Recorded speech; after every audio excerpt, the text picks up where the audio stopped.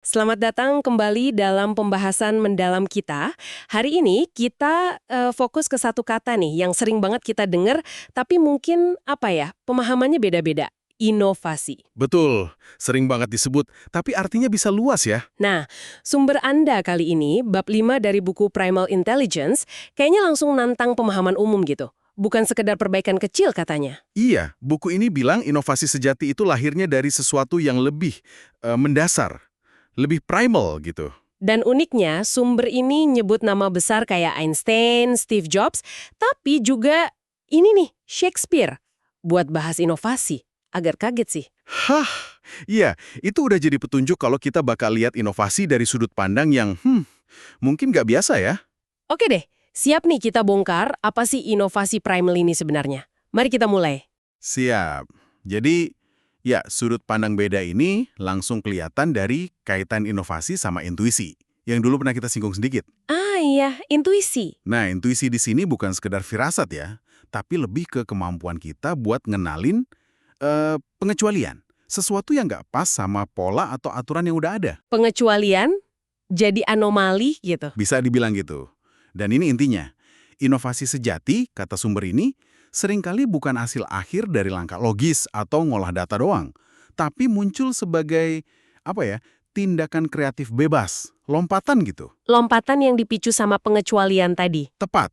Contoh paling jelas ya Einstein. Sumber ini nekenin banget. Dia tuh nggak ngitung teori relativitas dari data-data yang ada waktu itu. Oh, bukan. Saya kira dari eksperimen gitu. Bukan proses deduktif murni. Dia justru melihat kecepatan cahaya itu sebagai pengecualian fundamental.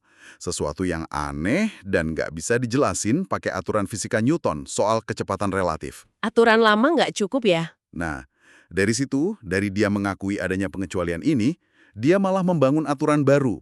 Konsep waktu lokal, relativitas ruang waktu. Benar-benar baru. Wow. Ini kayak kutipan dari Hamlet yang dikutip sumber ini. Maka sambutlah ia sebagai orang asing. Intinya, inovasi mulai pas kita berani nyambut keanehan itu. Bukan malah nolak karena nggak sesuai sama cara pikir kita. Menarik banget, menyambut orang asing. Dan sumber Anda nggak cuma ngasih konsep, tapi ada metodenya juga ya buat numbuhin inovasi ini. Metode pertama katanya, ubah pengecualian menjadi aturan baru. Betul. Saya masih penasaran soal Steve Jobs sama Shakespeare tadi. Gimana ceritanya karya sastra bisa nyambung ke inovasi teknologi? Nah, ini contoh bagus soal menyambut keanehan tadi. Inspirasi Jobs dari Shakespeare itu, menurut sumber ini ya, bukan dari dia nyari makna logis atau karakter yang gampang kita pahami. Terus dari mana? Justru sebaliknya, Jobs katanya tertarik sama keunikan, ketidakbiasaan Shakespeare. Bahkan karakter yang aneh atau sulit dipahami kayak King Lear. Dia nggak nyoba benerin Shakespeare biar logis, tapi malah merangkul keunikannya itu sebagai inspirasi buat mikir di luar kebiasaan. Nyambung lagi ke quote Hamlet tadi. Oke. Jadi bukan nyari yang mirip-mirip, tapi malah menghargai yang beda banget. Tapi gimana terapinya ya? Logika kita kan biasanya pengennya semua serasi. Nggak ada konflik antara aturan sama pengecualian. Dan justru di situ jebakannya, kata sumber ini. Logika emang cenderung nyari harmoni, konsisten. Kalau ada aturan, ada mengapa aturan ini ada. Terus ada pengecualian, gimana kalau kita coba beda? Logika seringnya maksa milih. Pilih salah satu ya, pertahanin aturan atau buang aturannya. Atau cari kompromi, yang seringnya malah jadi nanggung gitu kan. Nah, metode ini nyaranin sebaliknya. Rangkul ketegangannya. Jangan dihindari konfliknya. Dirangkul. Gimana tuh? Biarin aja mengapa dari aturan lama itu ketemu, bahkan beradu sama bagaimana jika dari sepengecualian. Dari benturan kreatif itulah aturan baru bisa lahir. Aturan yang tetap menghargai tujuan aturan lama, tapi juga mengakomodir potensi si pengecualian. Merangkul ketegangan. Kedengarannya menantang ya.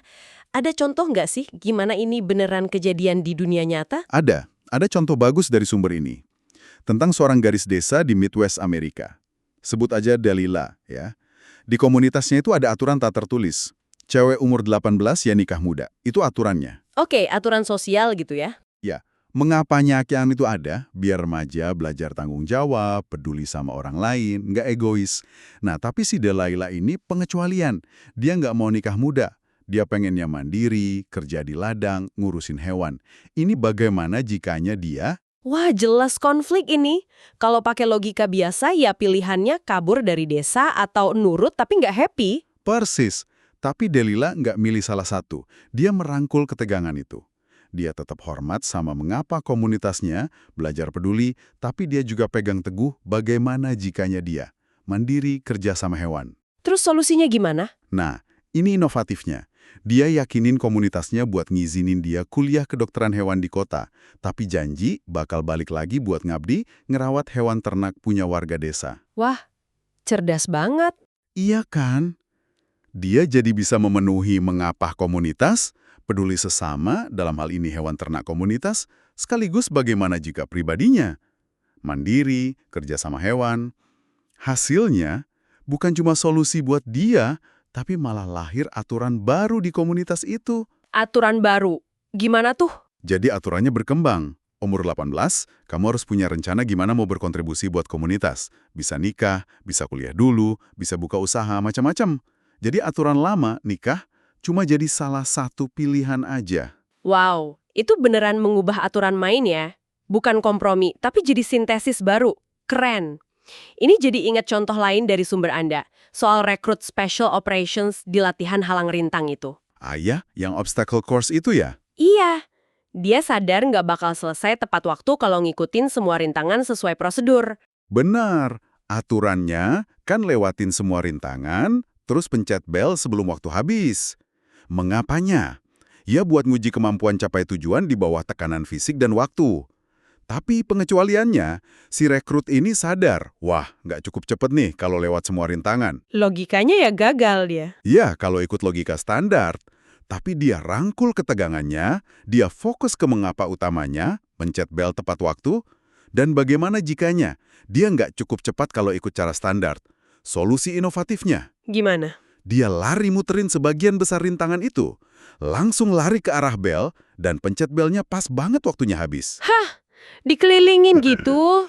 Nggak dianggap curang tuh? Iya, mungkin awalnya ada yang mikir gitu, tapi kan dia berhasil memenuhi tujuan utamanya, pencet bel tepat waktu. Dan kejadian ini, kata sumbernya, malah memicu inovasi di Angkatan Darat sendiri. Oh iya? Kok bisa? Mereka jadi sadar, mengapa tes ini ada, capai tujuan lewati tantangan, dan tindakan si rekrut ini nunjukin bagaimana jika ada cara lain yang lebih efisien. Akhirnya, mereka bikin tes baru. Tes baru gimana? Rekrut dikasih peta, titik tujuan, udah bebas gimana cara nyampe sana. Mereka jadi merangkul pengecualian tadi buat bikin aturan tes yang lebih baik. Nah, ini jadi pemikiran buat Anda yang dengerin nih. Ada nggak sih aturan di kerjaan atau hidup Anda, terus ada pengecualian yang muncul terus, tapi Anda cuekin?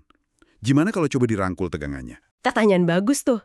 Oke, metode pertama ini kuat banget ya soal ubah pengecualian jadi aturan baru. Nah, metode kedua, ini namanya provokatif banget, makan musuhmu. Ini istilah special operations lagi, serem amat. Ya, kedengarannya emang gitu ya. Tapi ini metafora, tenang aja. Bukan harfiah dimakan. Istilah ini, menurut sumber Anda, artinya kita nyerap atau menginternalisasi kekuatan, fitur unik, atau rohnya pesaing atau musuh kita. Nyerap kekuatan lawan. Iya. Tapi kuncinya, jangan lihat mereka sebagai kebalikan kita. Itu cara pikir hitam putih. Metode ini justru ngajak kita buat identifikasi apa sih yang bikin mereka hebat atau unik. Fitur luar biasa mereka apa? Terus, cari cara buat gabungin itu sama kekuatan kita sendiri. Oke, jadi bukan niru plek ya, tapi diintegrasiin. Gimana caranya tuh langkah-langkahnya? Sumber ini ngasih 4 langkah, kira-kira gini. 1. Identifikasi fitur hebat atau kekuatan unik musuh. Tapi jangan lupa juga fitur hebat kita sendiri apa. Harus sadar diri juga. Oke, kenali dua-duanya. 2. Bayangin gimana kalau kita bisa punya atau adopsi fitur hebat mereka itu. Bebasin aja imajinasi di sini. 3. Nah ini penting, ingat lagi mengapa kita punya fitur atau kekuatan kita sendiri. Nilai inti kita apa? Tujuannya apa? Biar nggak kehilangan jati diri pas nyerap yang lain. Jaga identitas ya. Betul. 4. Baru deh ciptain aturan baru. Bisa strategi baru, produk baru, cara kerja baru. Yang kreatif gabungin mengapa kita, kekuatan inti kita, sama bagaimana jika dari fitur musuh, kekuatan mereka yang mau kita adopsi. Agak abstrak ya kedengerannya. Ada contoh yang lebih konkret nggak? Ada. Contohnya kuat banget dari sumber ini, industri Jepang setelah Perang Dunia Kedua. Mereka kan ngelihat Amerika Serikat sebagai musuh dalam persaingan ekonomi waktu itu. Iya, iya. Nah, fitur luar biasa AS saat itu apa? Individualisme demokratis yang mendorong inovasi, kreativitas personal, orang berani coba hal baru. Di sisi lain, Jepang punya kekuatan uniknya sendiri, budaya Bushido. Bushido, kode etik samurai itu. Iya, yang diterjemahin jadi etos kerja yang nekenin banget ketelitian, kehormatan, kerja tim, dan kualitas tanpa kompromi. Pokoknya rapi dan presisi. Wah, itu kan kayaknya beda banget ya, individualisme sama kolektivisme Bushido. Nah, tepat. Logika biner pasti bilang suruh pilih salah satu. Mau kayak Amerika atau tetap Jepang. Tapi Jepang nggak milih. Mereka jalanin 4 langkah tadi. Gimana tuh? 1. Identifikasi kekuatan AS, inovasi individu, dan kekuatan Jepang, kualitas kolektif Bushido. 2. Bayangin gimana kalau Jepang bisa seinovatif Amerika. 3. Ingat lagi mengapa Bushido itu penting buat mereka, kualitas, kehormatan. 4. Ciptain aturan baru. Aturan barunya apa? Mereka adopsi dorongan inovasi individu ala Amerika, tapi dimasukin ke dalam kerangka budaya kualitas dan kerja tim yang ketat ala Bushido. Hasilnya? Mobil elektronik Jepang itu ya? Tepat, produk Jepang yang kualitasnya legendaris, tapi juga inovatif banget. Mereka makan kekuatan inovasi individu Amerika, dicerna ke dalam sistem kualitas kolektif mereka. Jadi sesuatu yang baru dan kuat banget. Itu contoh keren banget. Mereka nggak jadi Amerika, tapi ngambil esensi kekuatannya, digabungin sama esensi kekuatan mereka sendiri. Ini relevan banget ya buat siapa aja yang lagi bersaing.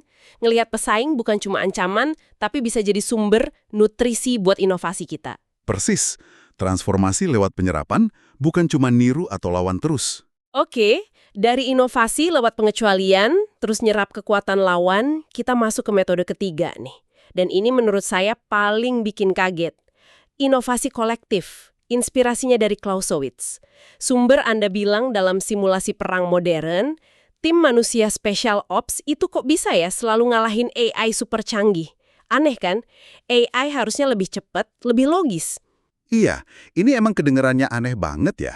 Tapi alasan utamanya, kata sumber ini, ada di perbedaan mendasar cara kerja mereka.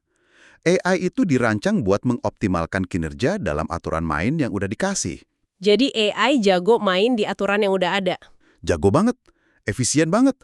Tapi tim manusia special ops, mereka itu bisa mengubah aturan mainnya sendiri. Di tengah-tengah simulasi, mereka bisa bikin strategi baru yang benar-benar beda, inovatif. Sesuatu yang AI belum bisa lakuin. AI kejebak di logikanya, tim manusia bisa lompat ke logika baru. Mengubah aturan main. Dan ini inspirasinya dari Carl von Clausewitz, ahli strategi Prusia abad 19. Jauh banget ya nyambungnya ke duel manusia vs AI. Justru itu menariknya, karena Clausewitz ini, kata sumbernya, udah sadar dari dulu kalau logika murni itu ada batasnya. Apalagi di situasi rumit dan dinamis kayak perang. Dia bilang, rencana terbaik itu bukan yang paling logis matematis. Kenapa bukan? Karena kalau terlalu logis, gampang ditebak lawan. Rencana terbaik itu yang paling orisinil, yang bawa elemen kejutan. Dan orisinalitas ini, katanya, nggak lahir dari hitung-hitungan, tapi dari psikologi unik, dari intuisi dan imajinasi komandan. Dia udah lihat inovasi sebagai kunci. Oke. Terus gimana dia dorong inovasi ini? Apalagi dalam tim. Kan inovasi sering dianggap kerjaan orang jenius sendirian. Nah, ini eksperimen keren. Clausewitz di Akademi Perang Prusia, dia pengen numbuhin imajinasi kolektif. Metodenya gini, kira-kira. 1. Bikin 2 tim perencana. Masing-masing bikin rencana perang terbaik versi mereka sendiri-sendiri. Oke, 2 rencana awal. 2. Kedua tim ini tukeran rencana. Jadi tim A baca rencana tim B baca rencana tim A. 3. Nah, tugasnya sekarang bukan belain rencana sendiri, tapi justru cari pengecualian, kelemahan unik, atau asumsi yang nggak kelihatan di rencana lawan. Kritik habis-habisan lah. Oh, jadi saling nyerang rencana ya? Tujuannya buat nemuin celah. 4. Dari pengecualian atau celah yang ditemuin itu, tiap tim harus kembangin rencana baru yang lebih inovatif buat manfaatin kelemahan lawan tadi. 5. Akhirnya, kedua hasil inovasi dari masing-masing tim ini digabungin atau disintesis jadi satu rencana final. Hasilnya jauh lebih kuat dan nggak terduga dibanding rencana awal masing-masing. Jadi mereka sengaja makan rencana satu sama lain ya, pakai ketegangan antar pandangan buat mancing ide baru. Ini kayak metode pertama tadi, ubah pengecualian jadi aturan baru, tapi diterapin rame-rame ke strategi. Tepat banget. Ini proses dialektis yang sengaja dirancang buat ngasilin originalitas. Muridnya Clausewitz, Helmut von Moltke, sukses banget pakai ini. Bikin staf Jenderal Prusia yang terkenal sama pikiran kolektifnya. Terus special operations modern. Nah, sumber Anda bilang mereka itu mempelajari Clausewitz yang secara sejarah kan bisa dibilang musuh atau tradisi militer yang beda. Dan mereka memakannya. Mereka adopsi dan adaptasi metode inovasi kolektif ini. Makanya tim mereka bisa ngalahin AI. Mereka nggak cuma main game, mereka bisa ngubah game itu sendiri, bareng-bareng. Ini benar-benar ngubah cara pandang soal kerja tim dan inovasi ya. Bukan cuma brainstorming terus cari suara terbanyak, tapi aktif pakai konflik ide buat lahirin sesuatu yang baru. Bukan ngehack sistem, tapi ngubah sistem lewat imajinasi kolektif. Keren banget. Iya, jadi kalau kita rangkum nih, dari sumber Anda, ada benang merah yang kuat ya. Inovasi sejati, inovasi primal ini, bukan sekedar perbaikan kecil-kecil atau bikin proses lebih efisien aja. Tapi lompatan ya. Betul, lompatan kualitatif. Yang lahir dari kemampuan kita buat pertama, menyambut orang asing. Pengecualian terhadap aturan. Terus berani merangkul ketegangan antara aturan lama dan pengecualian itu buat bikin aturan baru. Kayak Einstein, Delila tadi, atau rekrut spec ops. Kedua, memakan musuhmu. Identifikasi kekuatan unik pesaing, serap, terus gabungin sama kekuatan inti kita sendiri buat bikin sintesis baru yang lebih kuat. Contohnya industri Jepang pasca perang tadi. Dan ketiga, berinovasi secara kolektif. Sengaja bikin dan manfaatin ketegangan antar sudut pandang buat mempertajam imajinasi bareng-bareng. Lahirin strategi atau solusi original yang nggak kepikiran sebelumnya. Kayak metode Clausewitz yang diadopsi Special Ops. Pesan utamanya jadi jelas banget ya, kalau Anda pengen beneran inovatif, nggak cukup cuma ngandelin logika, data, sama optimalisasi. Perlu berani masuk ke wilayah yang nggak nyaman. Betul. Nyambut yang aneh, ngerangkul ketegangan, ngelihat nilai dari musuh, bahkan sengaja bikin konflik ide dalam tim. Ini soal ngaktifin lagi kapasitas intuisi sama imajinasi kita. Kecerdasan primal yang mungkin sering kita lupain. Nah, sebagai penutup nih, coba kita bawa ini kembali ke Anda yang lagi dengerin. Coba deh luangkan waktu sebentar, pikirin bidang Anda, kerjaan Anda, atau bahkan hidup pribadi Anda. Oke. Ada nggak sih aturan main, cara pikir baku, prosedur standar, asumsi dasar yang selama ini Anda terima aja gitu?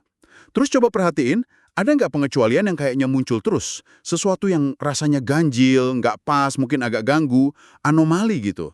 Yang seringnya Anda coba cuekin atau paksa biar cocok sama aturan lama. Pasti ada sih kalau dicari. Nah, sumber Anda ini seolah-olah ngajak. Gimana kalau kali ini Anda nggak cuekin itu?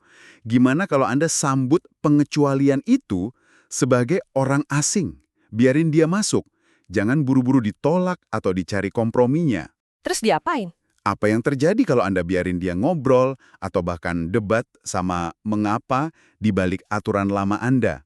Aturan baru apa, kemungkinan tak terbuka apa yang bisa muncul dari pertemuan kreatif antara aturan dan pengecualian itu? Mungkin disitulah kunci inovasi Anda selanjutnya tersembunyi.